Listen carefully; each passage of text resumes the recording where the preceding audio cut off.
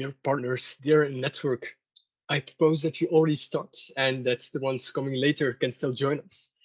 Welcome to this 10 sessions of our thematic discussion series in preparation for COP28. This series aims to enhance the understanding of faith actors on various topics important for COP28 so that they can contribute more effectively to more ambitious and effective climate action. This session will delve into the importance of context-specific adaptation and mitigation knowledge, sharing, including non-traditional stakeholders such as faith-based organizations. Dr. Iyad could not join us today due to the Global Faith Leaders Summit in Abu Dhabi earlier this week, so I will be moderating this session. This Global Faith Leaders Summit, organized this week, is, together with the Faith Pavilion organized during COP, the main pillars of the Interfaith COP28 engagements by the Interfaith Coordination Group Climate Change. You can read more on this group, the Global Faith Leaders Summit, the Faith Pavilion, and our previous sessions on the Faith for Earth website that Audrey will paste into the chat. We have a very full agenda for this session, so without further ado, let me introduce our speakers, Alvin, Jessica, and Audrey. Alvin Chandra is the Global Coordinator for Adaptation Policy and Partnerships at UNEP and also oversees the Global Adaptation Network. Much of Alvin's work has focused on loss and damage, innovative finance, technology, and digital solutions in favor of joint adaptation and mitigation actions. Jessica Troni, a Senior Program Officer responsible for the UN Environment Climate Change Adaptation Portfolio at UNEP and has more than 20 years of experience in environment and development policy and has worked on climate change adaptation programming in the United Nations for the last 11 years. Audrey has a background in international relationships and is currently interning for UNEP's Faith for Earth initiative. Alvin, could I invite you to take the word?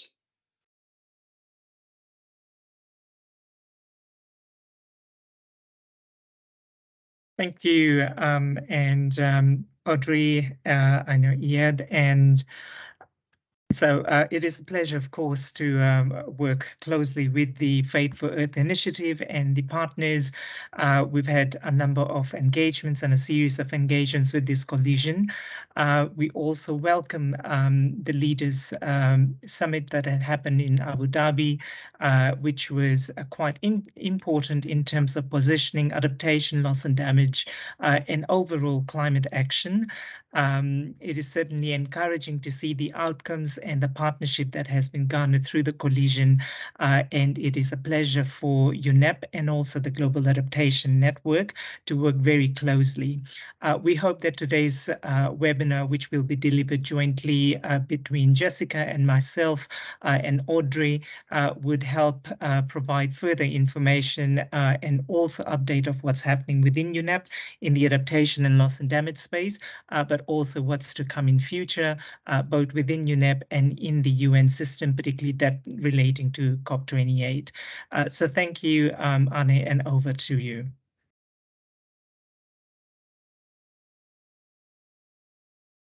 You're on mute. Thank you, Audrey.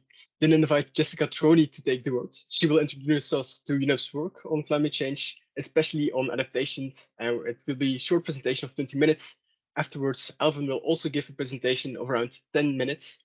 Audrey will give another short example of how faith-based organizations can be engaged in adaptation. And then we will have some time for a Q&A. Jessica Troni, if you could take the floor, please.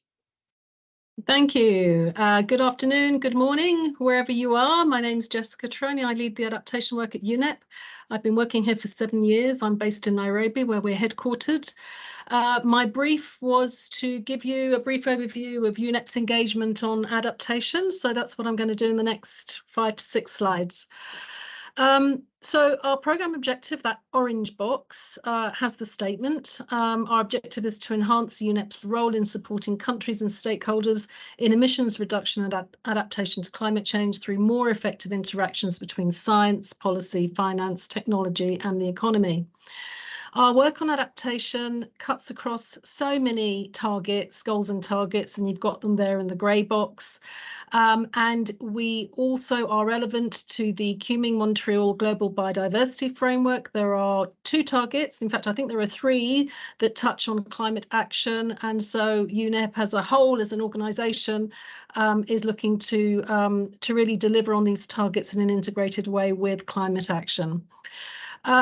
The impact of our programme is in that yellow box. Our targets for measurement are essentially resources that we mobilise for countries for climate action, adoption of adaptation policies, strategies and planning frameworks, numbers of people benefiting from adaptation, including nature-based adaptation, hectares of land restored, positive shifts in awareness, behaviour and practices, and many more. But those are really some of the main ones. There are 3 objectives to UNEP's medium-term strategy that runs from 2022 to 2025. But there are also other sub-programmes like finance and economy, science and policy, environmental governance and digital transformations. And so the idea is that climate action intersects with these other sub-programmes, and we both strengthen and help to deliver the objectives in those other sub-programmes. Not to mention, of course, nature action, which is one of the strategic priorities, and pollution control. And that dark blue box has the MTS direct outcomes that I'm going to show you now in the next slide. If you wouldn't mind, Alvin, just shifting to the next slide. This is our theory of change for the medium-term strategy 2022 to 2025. The goal at the top is planetary sustainability for people, prosperity and equity. And you can see that light green box is essentially saying that, climate change mitigation adaptation goals are incorporated in all decision making for UNEP target audience. That's our top level intermediate impact, if you like. And then you've got those dark 3 boxes on the left hand side in the middle. Those 2 boxes are the most relevant for adaptation, and you'll notice that the boxes are inclusive of both the mitigation end of the spectrum and also the adaptation end of the spectrum. So really what we're trying to do is to get an integrated approach to those 2 areas. So the first strategic objective is decision makers at all levels adopt decarbonisation, dematerialisation and resilience pathways. And the second strategic objective is enhanced assistance to capacity building, technology and finance in support of the Paris Agreement. And those lighter blue boxes are direct outcomes that we will deliver on. And the adaptation strategic objective will deliver on several of these. Just another point to note, those coloured circles that are in the dark blue boxes or in the mid blue boxes, those are the interactions with the other sub-programmes. So pink is science policy, orange is environmental governance and so on. So you can clearly see the intersection of issues that we have to deliver on as a whole in UNEP. Next slide, please. So the launch of the Adaptation Gap Report was last week, I believe it was, and the tagline is underfinanced, underprepared, inadequate investment and planning on climate adaptation leaves the world exposed. I encourage all of you to have a look at the key messages in there. They're relevant to every single country in the world and every single community. So here I've got a list of strategic risks, the most important ones that I can see. The first one is soft capacity limits to adaptation. And by this we mean governance barriers, incentives, coordination issues, human capacity issues. These all limit the spending and the effectiveness of the spending of resources on adaptation, and so therefore present limits to adaptation. The second strategic risk is the slow process to access international finance. On average, from concept approval to the end of the project takes about 10 years. And often these projects are spending maybe $5 million, maybe benefiting 5,000 people. So it's a really slow process through projects. We need to do much more to strengthen country systems, country planning frameworks, as a channel for greater flows of financing. The Adaptation Gap Report notes that finance needs of developing countries are 10 to 18 times as great as international public finance flows on adaptation. So there's a big challenge for catch up there. Notwithstanding, the global support for adaptation remains low and slow. Replenishment of the global adaptation funds is low. Adaptation is seen to compete with other agendas, whereas in fact, the co-benefits of adapting in adaptation are very many. If you can remember that box on SDGs and how many targets adaptation is relevant to, that makes the point. And then on the yellow box, climate-related losses and damages are increasing, more than $500 billion in the last 2 decades. That's huge. It dwarfs ODA, of course. And of course, it sets development back by decades. Slow progress of methodological development to measure adaptation effectiveness is a key limit, and because it limits the rationale to invest in adaptation. And of course, we all know that slow progress on global mitigation will make adaptation more costly and loss and damages higher. And in fact, related to that, the IPCC 6th assessment report already highlighted that the hard limits to adaptation are already being seen in some locations, for example, in small island developing states. Next slide, please. Okay, so in terms of what UNEP's doing on adaptation, we're very, very active. We've been working in this space for about 12 years. Currently, we have about 73 projects under implementation with a grant value of 370 million. Those are some of the beneficiary numbers and hectares restored, but in fact, we need to update those numbers. So they're on the low side. We've had several projects approved this year, but basically, those kinds of indicators give you an idea of the kinds of things we invest in. It's land restoration, it's water harvesting, sustainable drainage systems, weather stations, advisories, and so on, and sustainable livelihoods. We're also a partner to the Global EBA Fund, together with IUCN. It's had a capitalization of $43 million. It's essentially a small grants program, but trying to focus on the barriers to adaptation. So really focusing on those areas that are preventing sustainable solutions from being implemented. At the moment, we have 28 projects in all regions under implementation, but we have many resources to program still. So those calls for proposals will keep coming. Okay, next slide, please. Okay, so one of the key areas of work that we have are national adaptation planning projects, mostly funded by the Green Climate Fund through the readiness window. We have 23 under implementation with another 5 or 6 in design phase. You can see them there. Most of them are in Africa, but we've got 6 in Asia and about 5 in Latin America and 1 in Europe. These are really key projects because they help governments to develop climate risk assessments, the evidence base, the economic analysis, the stakeholder consultation processes that enables the development of a country-owned national adaptation planning project and outcome document. And those documents will be posted on the UNFCCC website when they're published.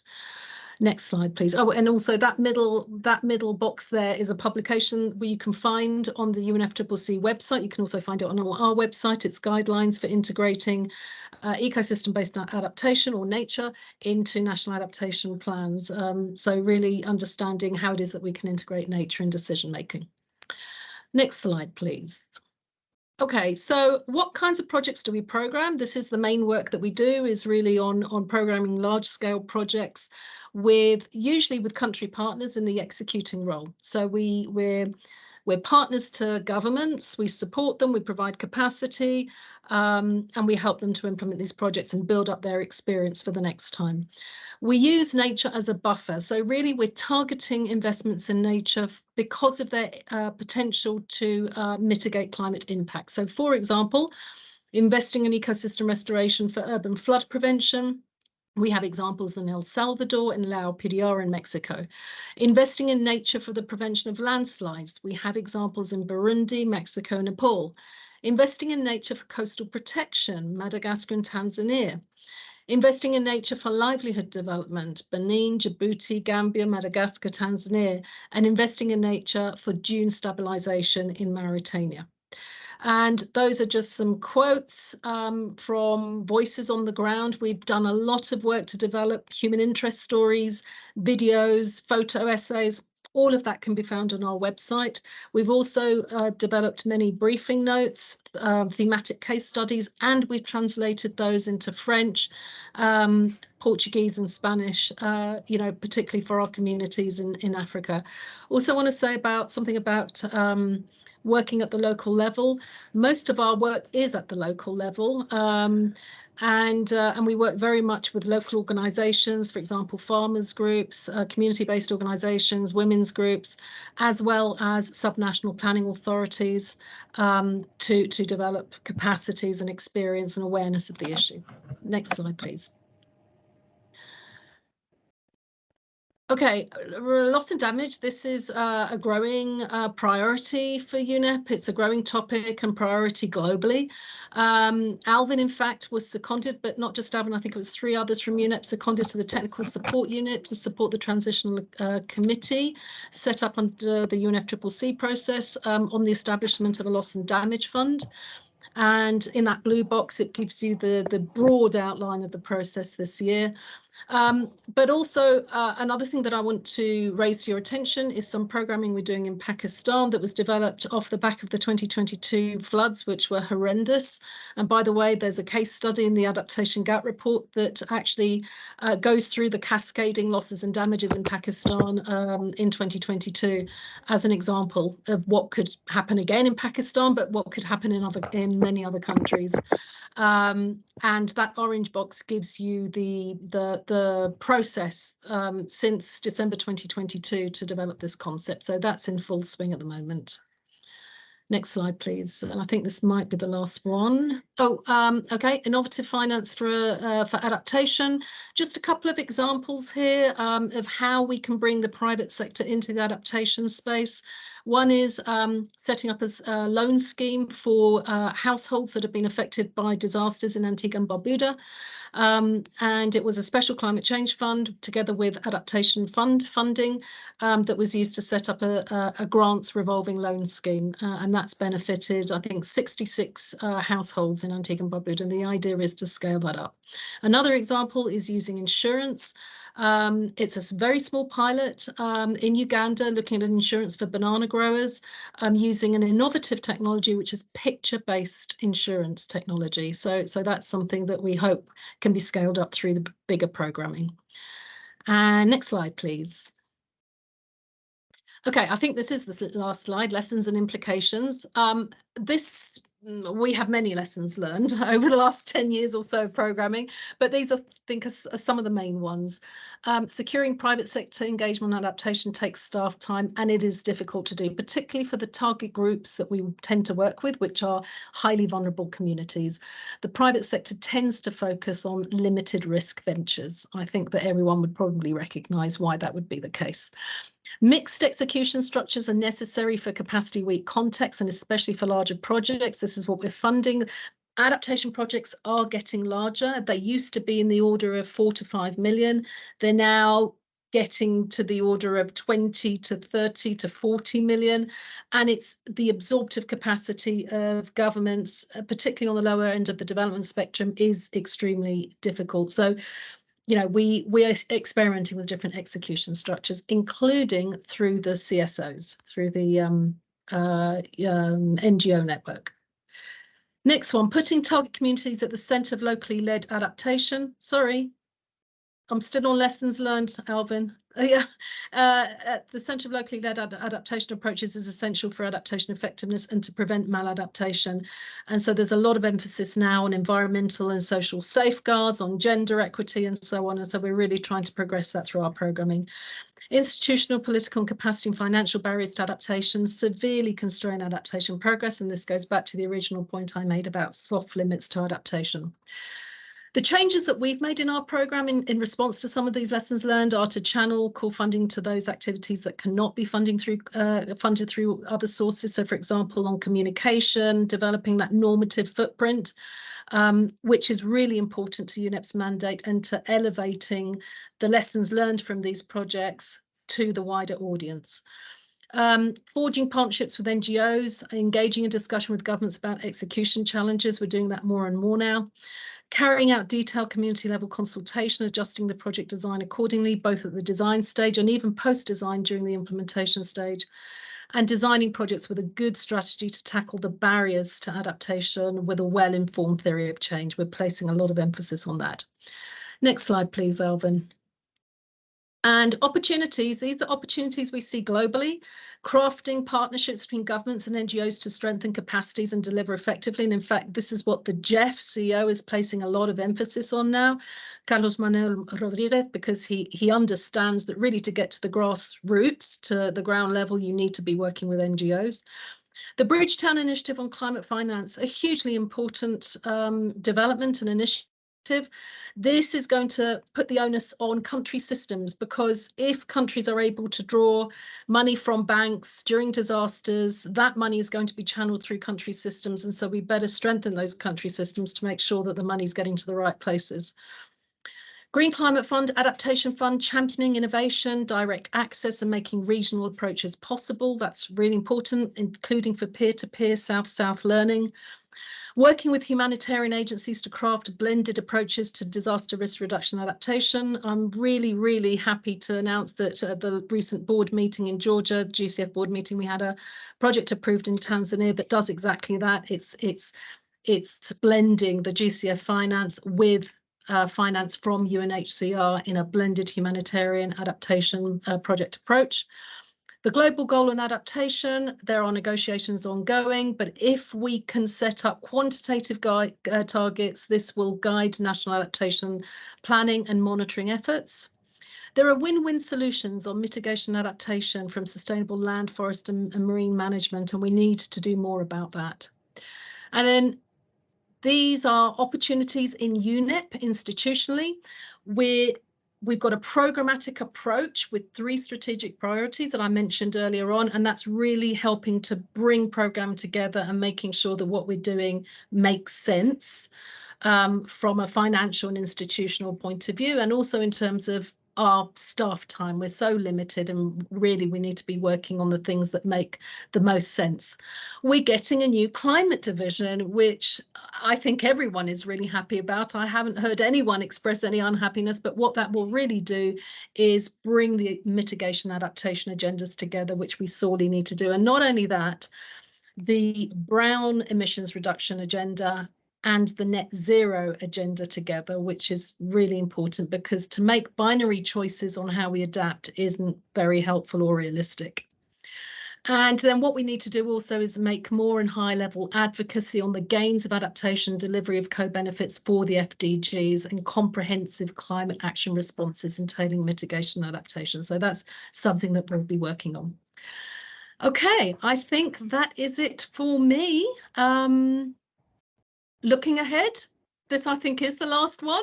For UNEP, we've got something like 6 regional proposals in the Adaptation Fund window that we're programming. We've got 6 projects under the Least Developed Countries Fund that we're programming under GEF 8. We've got many, many more and much larger projects being programmed for the Green Climate Fund. On the right-hand side there, those are just a couple of headline stories that we've published recently, but I would encourage you to go and look at our website for all of the information on news stories and briefing notes and so on. Thank you. Thank you for your attention. Thank you, Jessica, for this overview on what UNEP is doing, and hopefully this translates also a bit more general knowledge on adaptation, what can be done. Then I would invite Alvin to take the word. Thank you. And I'm just going to pick up on where Jessica has left, particularly around, countries experiencing soft limits and how we overcome these soft limits. So we are coming this year out of the IPCC cycle, the 6th assessment report, particularly looking at how soft limits and hard limits of adaptation can be overcome.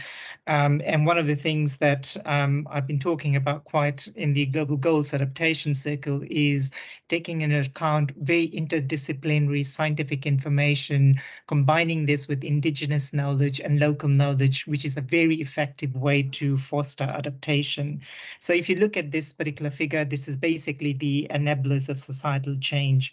And in order to foster climate resilient development pathways, which both involves adaptation, mitigation, so considering a wide variety of portfolio of risks, and to enable adaptation and mitigation across different sectors, transformation can be achieved in very different ways. So one of the most effective ways that kind of I've highlighted in the red boxes is through integration of knowledge systems with legal frameworks, promoting indigenous land rights to reduce vulnerability. Transformation can also be brought about by effectively when different actors work in a very inclusive and they can help reconcile divergent interests.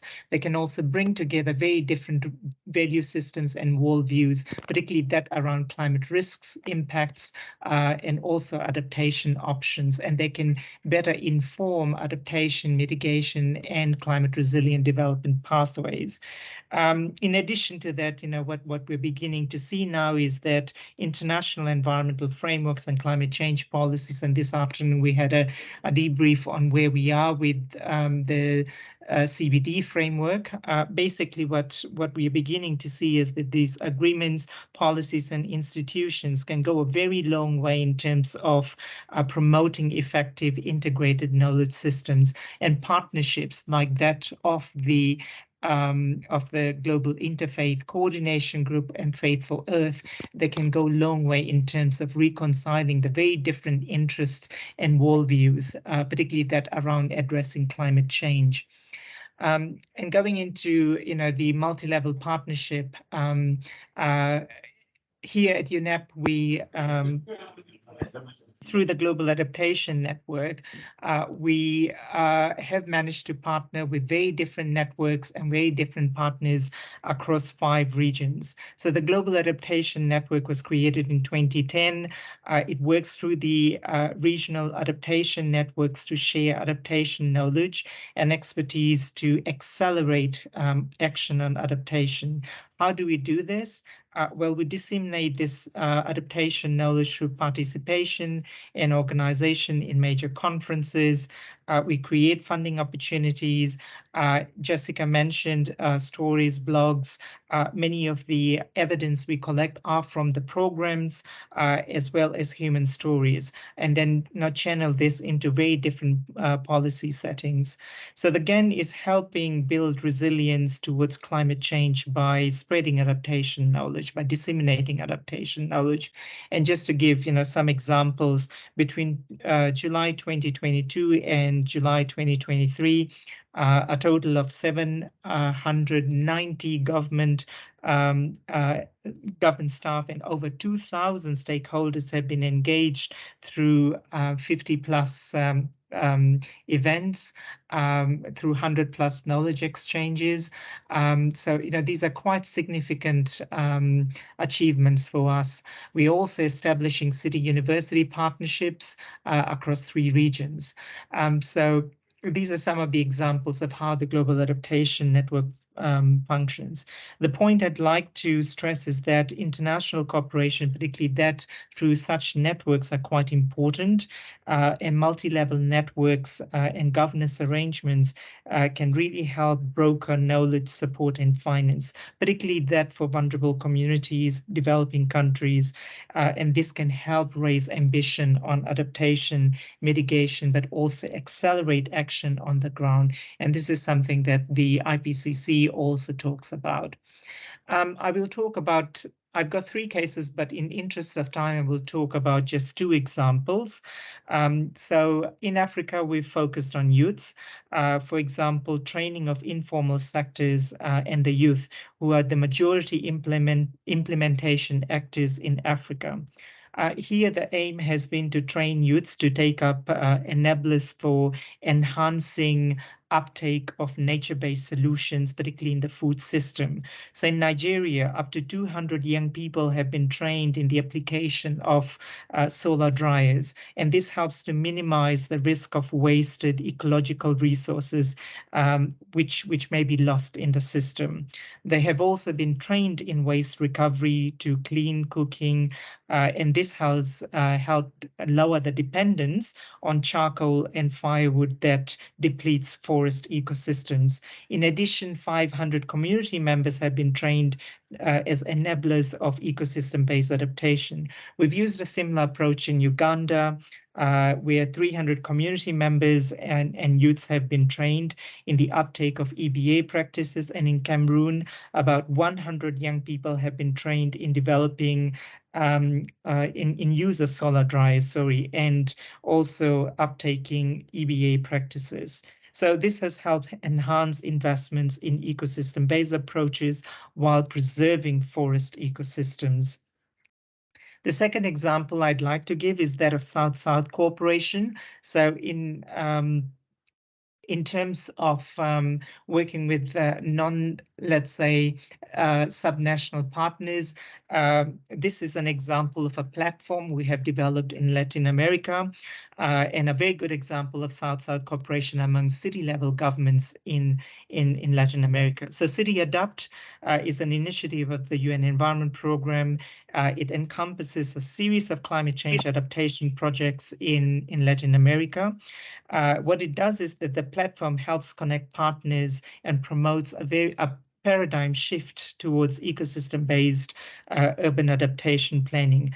This platform has been supported also through a GCF readiness program, which is also, well, a couple of GCF readiness program. And just one example is the development of regional lightning efficiency in Central America. So the Regatta platform has provided technical support through the GCF for the development of regional strategy to accelerate market transformation towards environmentally sustainable technologies. Similarly, the city governments have also used the platform to share what are very good urban planning approaches towards ecosystem-based adaptation.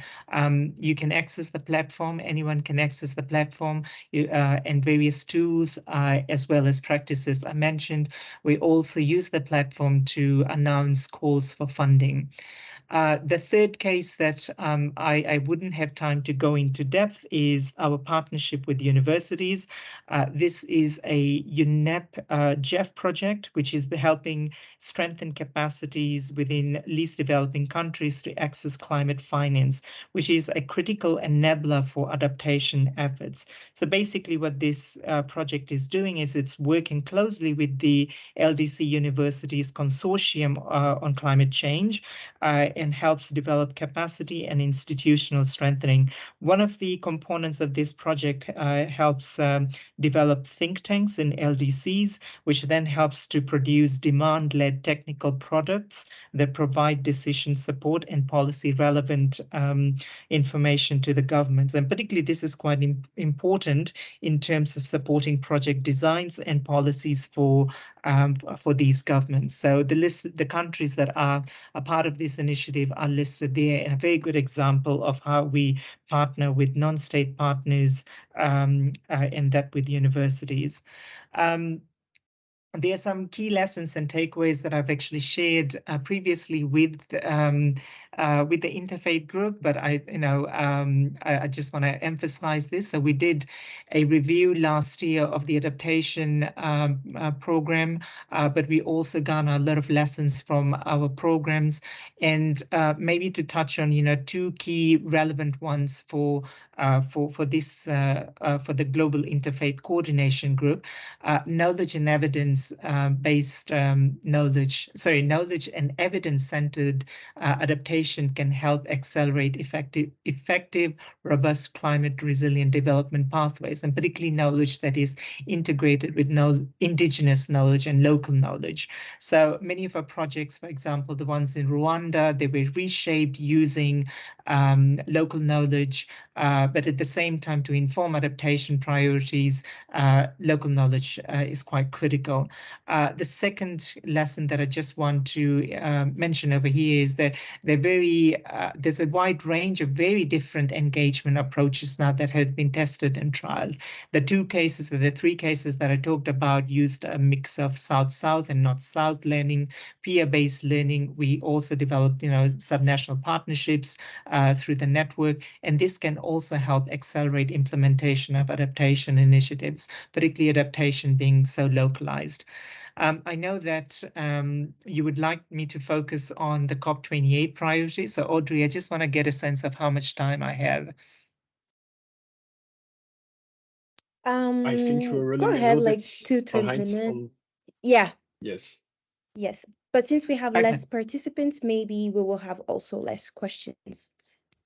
Okay, I'll take just maybe 5 minutes to touch on what the adaptation and the loss and damage priorities are. So on the adaptation side, basically what would happen at COP28 is that the COP28 will review a collective progress on adaptation as part of the global stocktake process. And the aim is that this will then help inform adaptation finance, adaptation action, and also where the future of adaptation should look like. One of the key objectives, of course, at COP is to help accelerate adaptation action through doubling of finance. So this would be a key part of COP28. At the same time, one of the key focuses of the COP will be around concluding the 2-year the Glasgow Sharm el-Sheikh work program global goals on adaptation. So the 2-year work program, under this, 8 technical workshops have happened. And the goal is that the COP will result in a very ambitious framework for achieving adaptation under the Paris Agreement.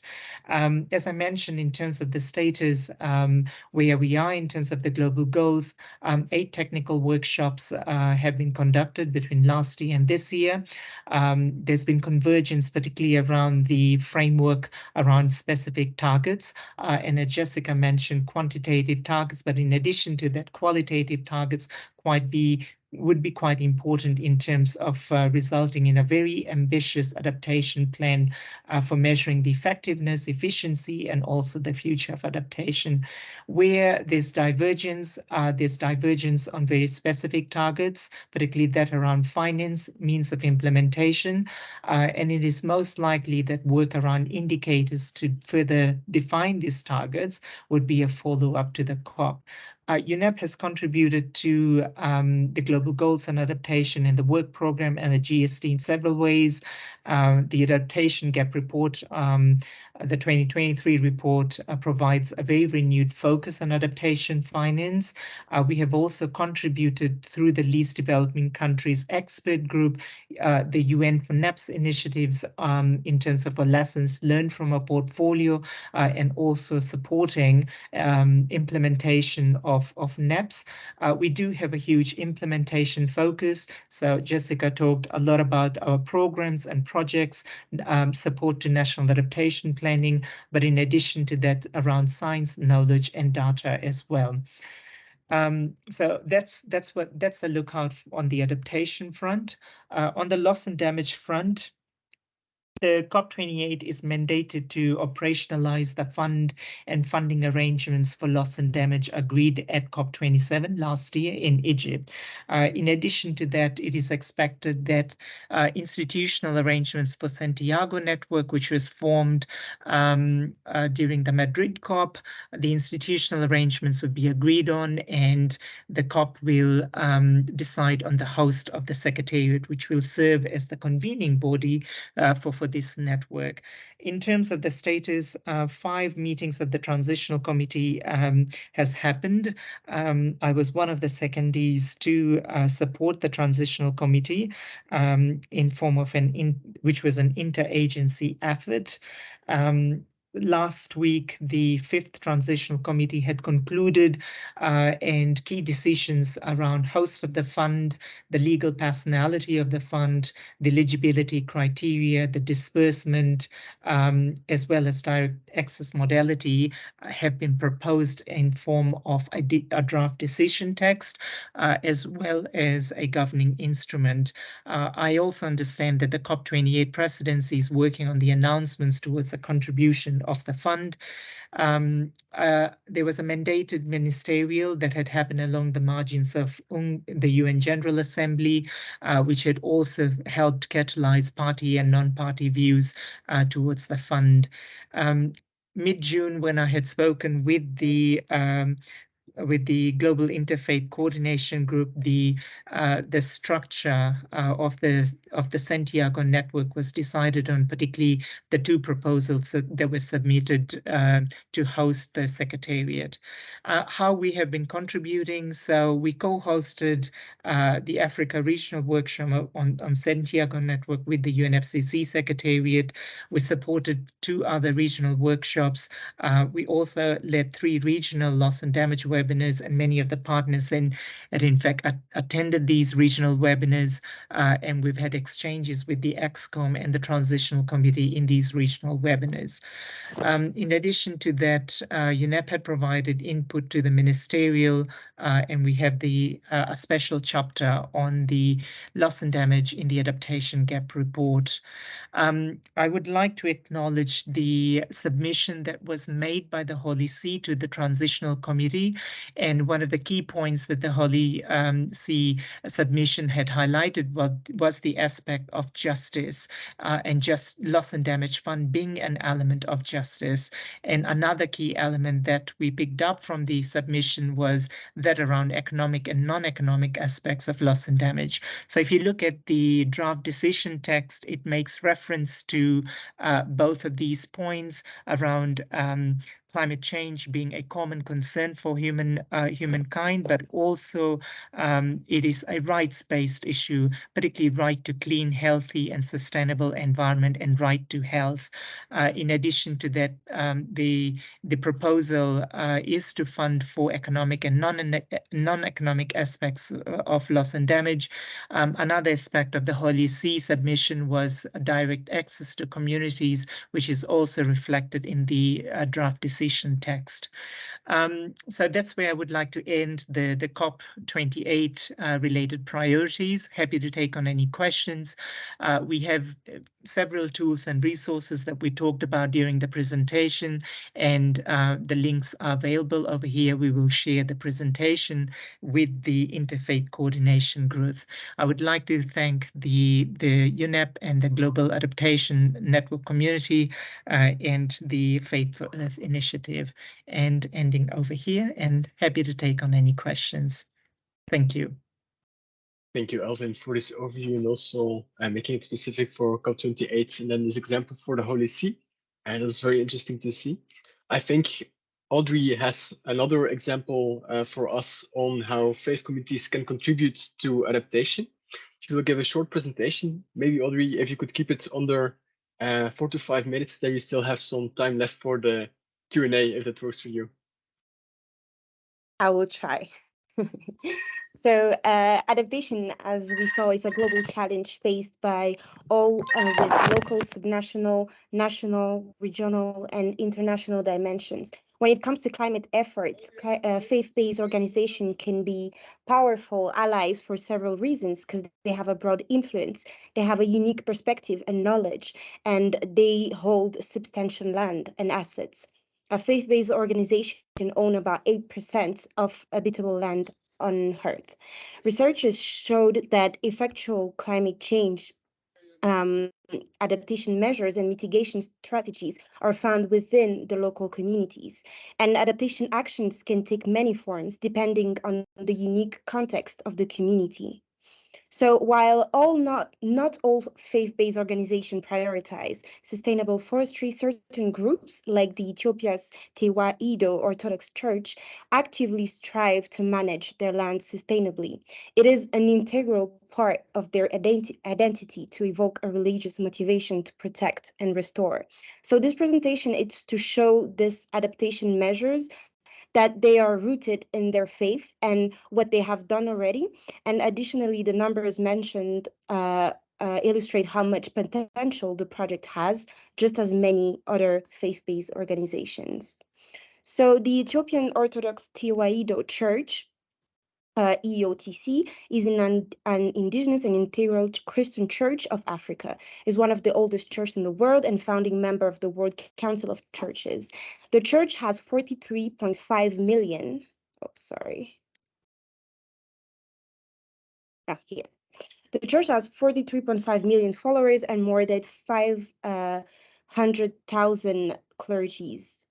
In each local clergy, there may be up to 30 priests and deacons, and their moral integrity and influence among their community is very big, giving them a unique status within the Ethiopian society.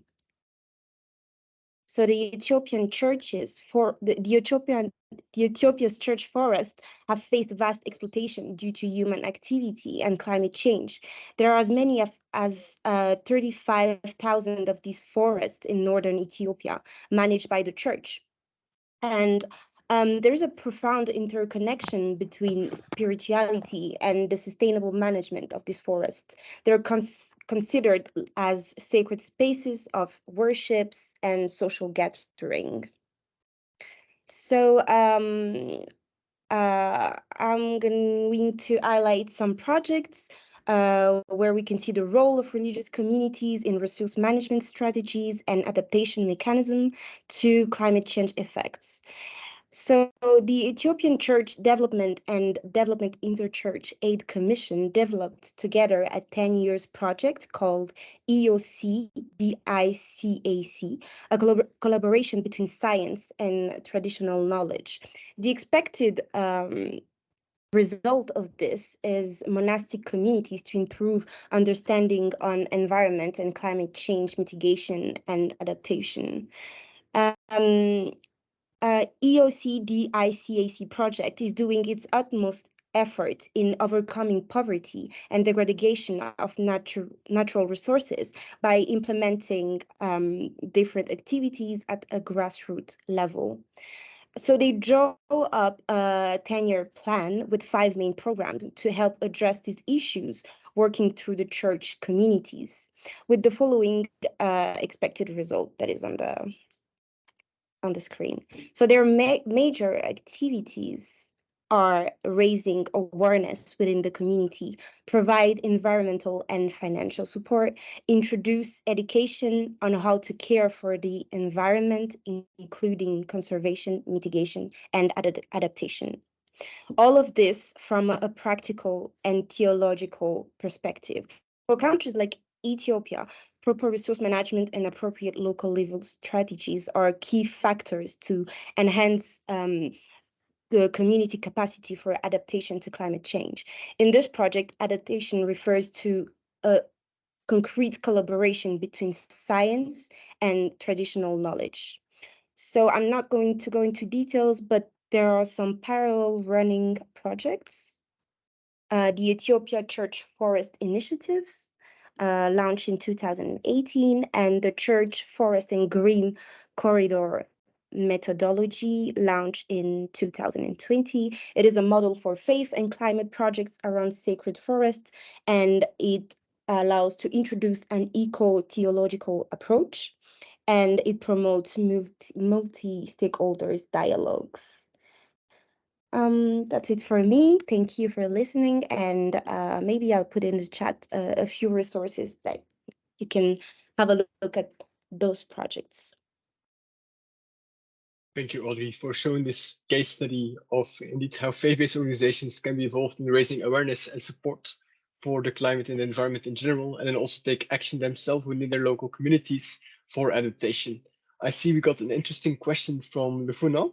Thank you for pasting it in the chat, because we will now begin to the Q&A. So if you have any questions, please raise your voice or type them into the chat. And while you come up with your questions, I would invite Alvin or Jessica, if you could answer the question of Lufuno that was pasted into the chat. Thank you. And I see that there's a question around engagement and collaboration in South Africa as it relates to UNEP contributions mentioned earlier. Not sure of what the UNEP contributions are mentioned, but what I can definitely say is that we do have an active sub-regional office in South Africa. We've had several collaborations on global adaptation networks and exchanges in South Africa as well. So definitely a strong engagement there. In terms of loss and damage, if there has been non-committal and whether there are any thoughts around enforcement to ensure COP resolutions are implemented. Okay, so overall, the Paris Agreement and the UNFCCC, this is a framework agreement, but there are measures under the Paris Agreement that would help ensure transparency of many of the aspects. So for example, the enhanced transparency framework, it builds on the Paris Agreement and it requires parties to, it's a very solid measure in terms of reports and verification, particularly around greenhouse gas emissions, around international assessment and reviews, around consultation, and as well as requiring transparency around commitment to finance. So we hope that that process would enable some form of committal in terms of the resolution. That around loss and damage, and particularly coming from the fund and the funding arrangements, it's yet to be seen how the many aspects of the draft decision text would be implemented. As I mentioned, this is a framework agreement, and what would eventually happen is that the COP provides guidance, it provides signal to the to different entities, and that forms a way to actually invite, mobilize resources. I also feel that there are very different aspects of transparency that you can talk about from adaptation perspective, from mitigation and finance, that would be quite useful in terms of the implementation bit and also around the committal, particularly that around finance. Thank you, Alvin, for addressing that question. Lufuno, in case you have any follow-up questions, feel free to unmute yourself. I hope it has been clear for you. If not, then I invite everyone else who has a question to unmute himself and ask your question in the meeting.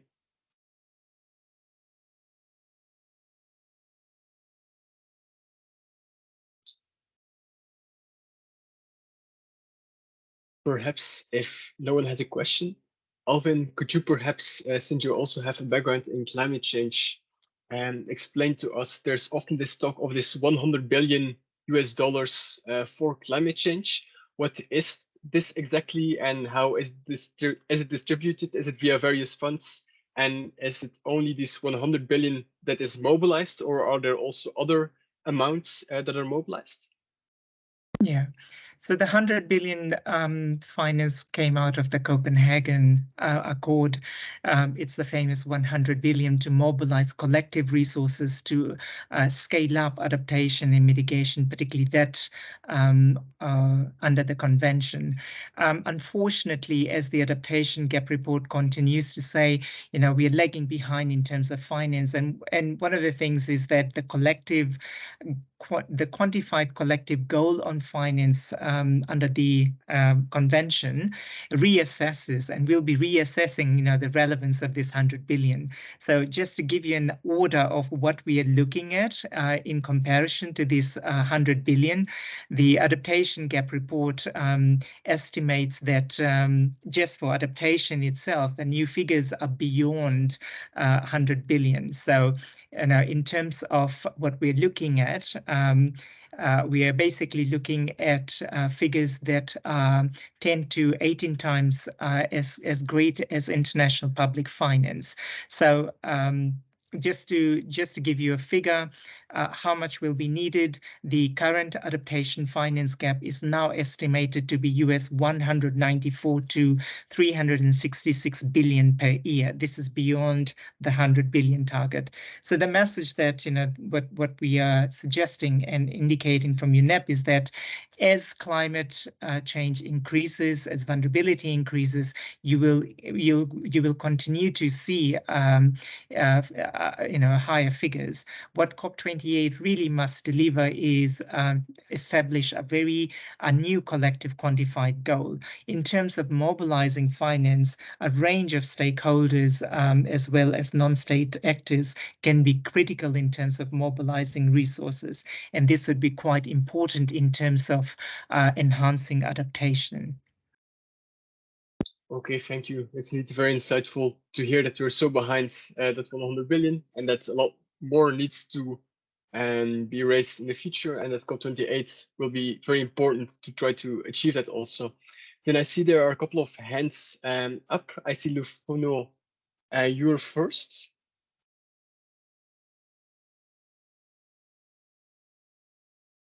At the moment, you're still muted. Yes, go ahead. Sorry, I'm on web, so it takes time to find the microphone.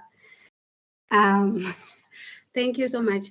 I just wanted to check if we want to raise awareness on climate change within the faith communities where I am, which is South Africa.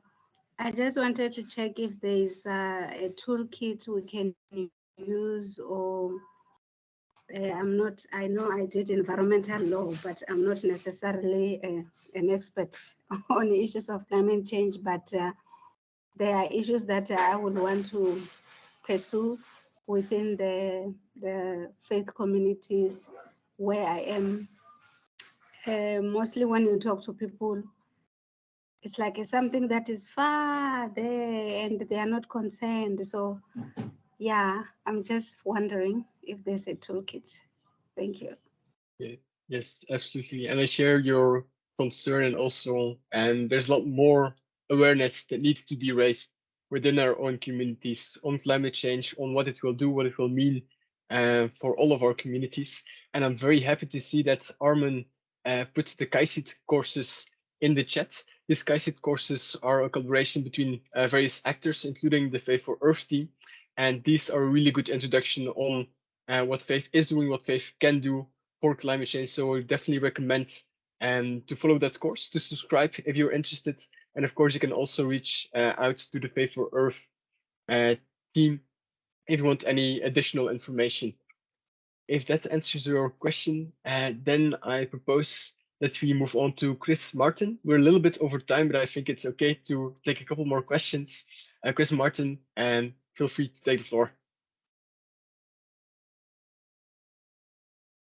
Yes, a quick one. Could you tell me what part the interfaith organizations are playing in this space as distinct from the individual faith communities?